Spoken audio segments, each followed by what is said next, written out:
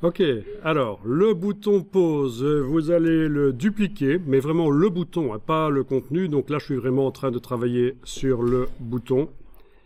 Dans la palette des calques, c'est bien le bouton qui est sélectionné. Ça se voit d'ailleurs sur le plan de travail. Voilà, bouton pause est sélectionné. Je vais le dupliquer en le déplaçant, en enfonçant la touche Alt. Avec l'outil de la flèche noire, j'enfonce la touche Alt et voilà, je le duplique. Vous pouvez le mettre n'importe où, ça n'a pas d'importance.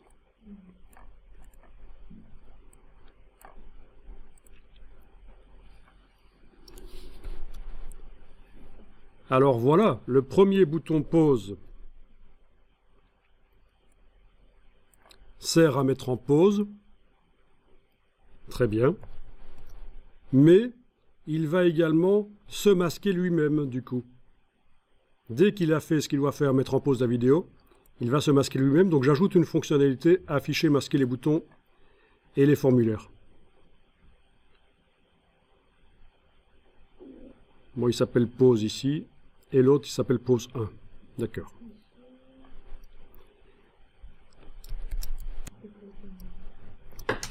Et qu'est-ce qu'il va faire? Donc il va se masquer lui-même. Donc ici, on met l'œil barré.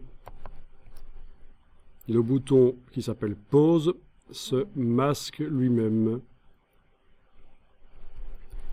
Et il fait apparaître l'autre bouton pause, celui qui s'appelle ici pause 1, c'est la copie qu'on a ici.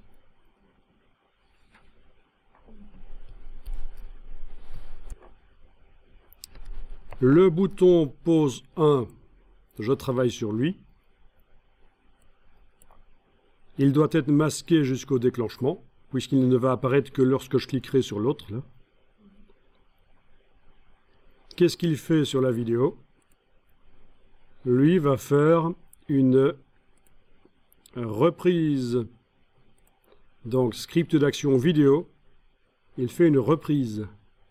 Il reprend la lecture, comme le bouton de lecture d'ailleurs. Mais ça paraît logique que les boutons pause fonctionnent comme ça. On appuie sur eux, ils mettent en pause, on réappuie, ils relisent. Ils reprennent la lecture.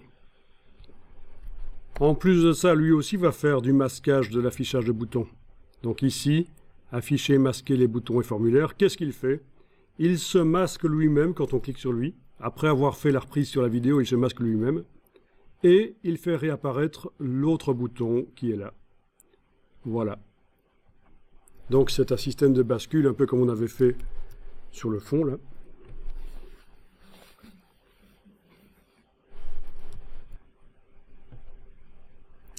Eh bien, je vais enregistrer le document et tester.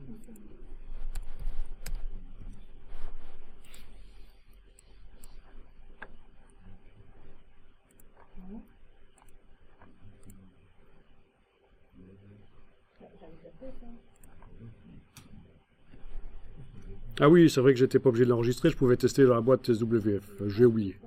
Ok, lecture ici. Alors, pause. Il disparaît, c'est l'autre qui apparaît. Celui-là, reprise, il disparaît, c'est l'autre qui apparaît. Parfait. Il suffit juste de les superposer et ce sera bon. Et pour l'utilisateur, ce sera un seul bouton en fait. Il n'y verra que du feu. Puisque les deux boutons sont visuellement identiques, si on les superpose parfaitement, il ne verra pas qu'il y a un échange de boutons quand on clique. Excellent. Donc on doit les poser l'un sur l'autre.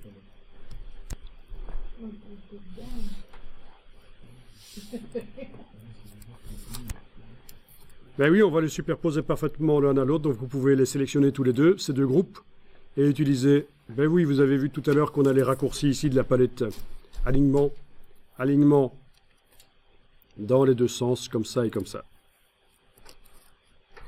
Sinon, c'est menu fenêtre, objet et mise en page, alignement. Voilà, d'une manière ou d'une autre, ils sont superposés parfaitement l'un à l'autre.